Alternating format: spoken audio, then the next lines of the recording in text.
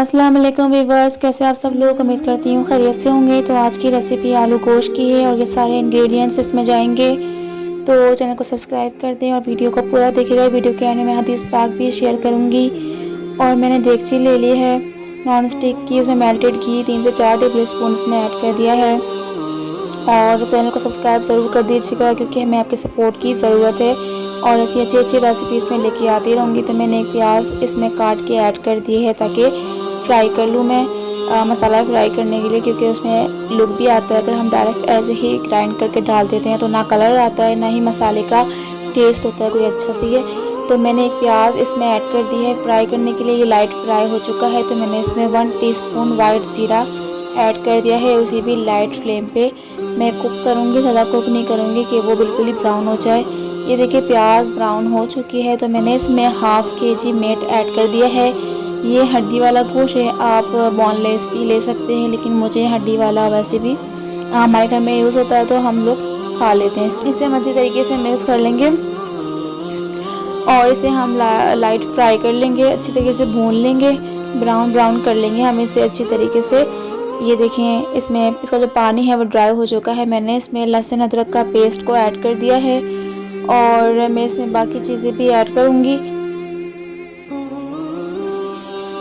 Tomato paste मैंने 2 टमाटर का पेस्ट इसमें ऐड कर दिया है। उसके अलावा मैंने 2 प्याज काट के उसका ग्राइंड करके उसको मैंने इसमें ऐड किया है। और मैंने 1 टीस्पून हल्दी पाउडर इसमें ऐड किया है, साथ ही 1 टीस्पून धनिया का पाउडर ऐड किया है और 1 टीस्पून ही सॉल्ट ऐड किया है। अपने हिसाब से, अपने जायके के हिसाब से ले लीजिएगा। 1 टीस्पून रेड मिर्च पाउडर ऐड किया है मैंने इसमें।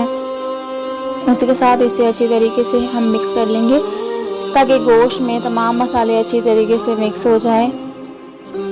और रमज़ान शरीफ चल रहे हैं तो सबको मेरी तरफ से सबके लिए दुआएं हैं और सब मेरे लिए भी दुआएं करें। और साथ ही मैं जो है ना हदीस पाक शेयर करूंगी रमज़ान के हवाले से भी और बाकी रेसिपीज़ भी। तो हमारे साथ ही रहिएगा क्योंकि हम चाहते हैं कि आपकी नॉलेज में भी इस्लाम की तरफ से इजाफ़ा हो और बाकी आप रेसिपीज़ भी अच्छी लेते रहें। तो मेरी बस यही कोशिश है और बाकी हमें सपोर्ट भी कीजिए, सही है। तो मैंने इसमें 1 ग्लास वाटर भी इसमें ऐड कर दिया है और इसे मिक्स कर लेंगे अच्छी तरीके से ताकि ये सारे मसाले गोश्त वगैरह इसमें अच्छी तरीके से मिक्स हो जाए। और मैं इसको कुक करूँगी लो फ्लेम पर, तथा तेज़ फ्लेम पर नहीं, क्योंकि हमें गोश्त गलाना है और मसाला भी भूनना है 10 मिनट्स के लिए।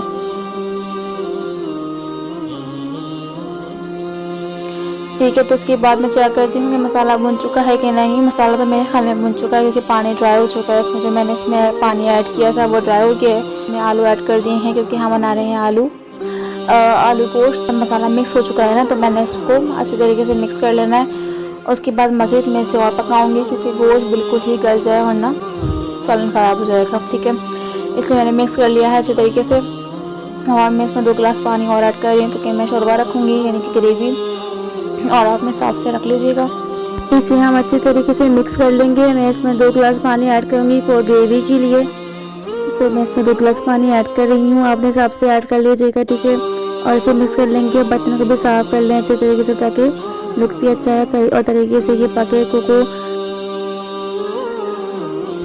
इसे अच्छे तरीके से मिक्स कर लेंगे। और 25 मिनट के लिए मैं इसे कुक करूँगी। उसके बाद आके देखते हैं,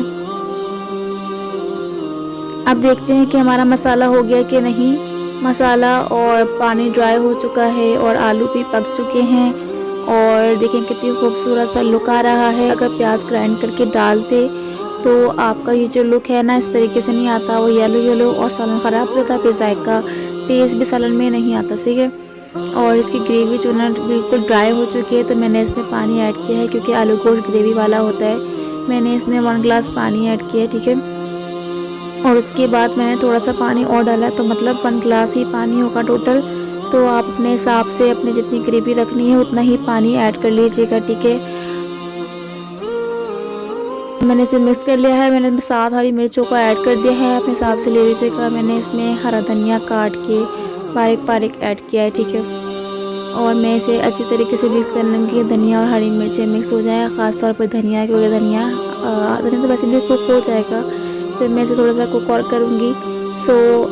हमारा आलू गोश्त तो वैसे भी रेडी है लेकिन मैं इसके ऊपर डाल रही हूँ 1 टीस्पून गरम मसाला, क्योंकि गरम मसाला हर चीज़ के ऊपर से डालते हैं हम इसलिए हैं क्योंकि उसकी जो खुशबू होती है वो दम के साथ और ज़्यादा अच्छी हो जाती है और वैसे भी एक टेस्ट भी इन्हेंस होता है। ठीक है, तो हम इसे गरम मसाले को भी इसमें अच्छी तरीके से मिक्स कर लेंगे। ठीक है, और रमज़ान शरीफ चल रहे हैं तो प्लीज़ प्लीज़ प्लीज़ मेरे लिए दुआ करिएगा। और मैं इसे दम पर रख रही हूँ। ठीक है,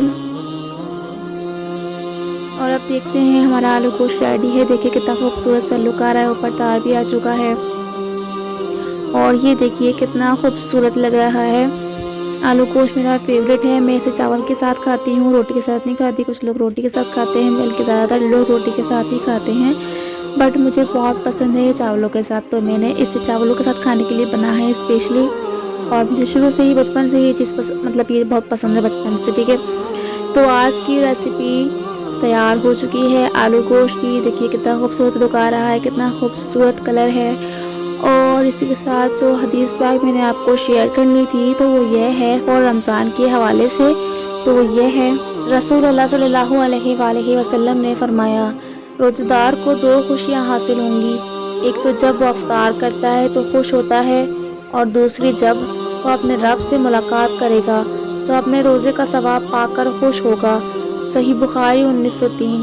वीडियो पसंद आए चैनल को सब्सक्राइब करें, वीडियो को लाइक करें, कमेंट करके ज़रूर बताइए कि रेसिपी कैसी लगी। दुआओं में याद रखें, अपना बहुत बहुत ख्याल रखें। इसी के साथ दे हमें इजाज़त। जज़ाकल्लाह खैर। अल्लाह हाफिज़।